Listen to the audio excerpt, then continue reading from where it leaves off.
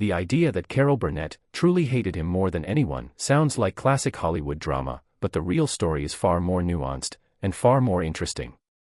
Burnett, the legendary star of The Carol Burnett Show, built her reputation not just on sharp comedy but on loyalty, warmth, and professionalism. Those who worked with her often describe her as generous and collaborative. However, like any strong creative personality running a hit television show for over a decade, she did have conflicts, some of them serious. One of the most talked about tensions involved Harvey Korman, her longtime co-star. On screen, their chemistry was electric. Korman frequently broke character during sketches because he couldn't keep a straight face around Burnett's improvisations, and audiences loved it. But off-camera, their relationship had rough patches. At one point in the early 1970s, Korman demanded to be released from his contract, believing he was ready for bigger opportunities in film. For Burnett, this was deeply upsetting. She had fought hard for creative control over her show, and she considered the cast a family. Korman's desire to leave felt personal, almost like betrayal. However, hate would be too strong a word.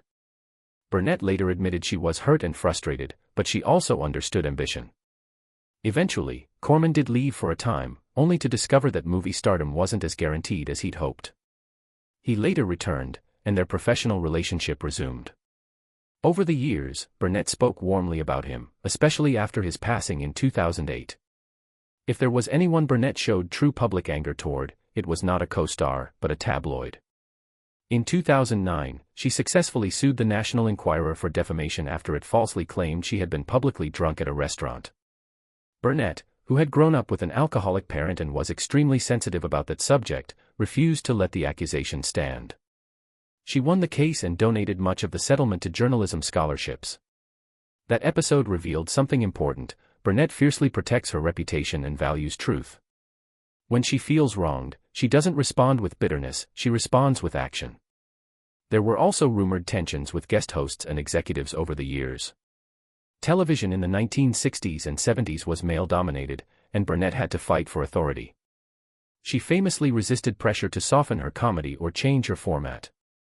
If she clashed with network leadership, it was because she refused to compromise her vision. Another complicated relationship was with Vicki Lawrence, whom Burnett discovered as a teenager and mentored into stardom. Though the two remained close for decades, there were periods of creative disagreement.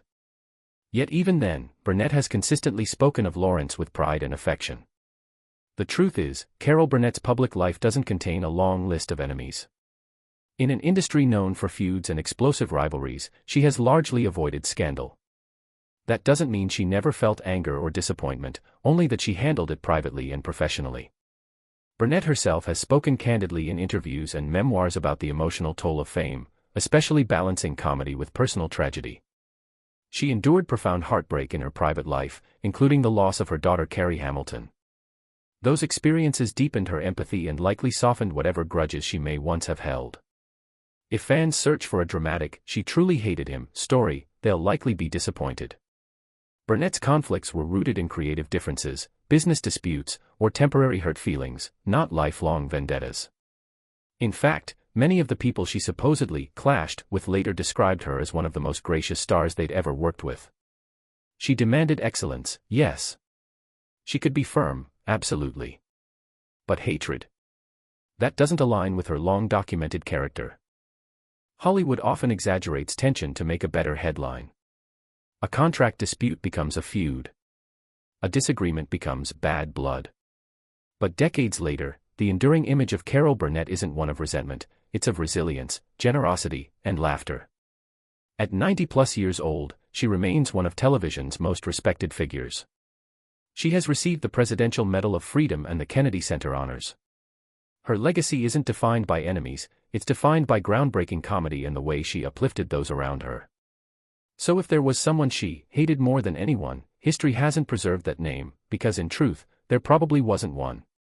There were conflicts, yes. Hurt feelings, certainly. But lasting hatred? That seems far less consistent with the woman who spent her life making millions laugh.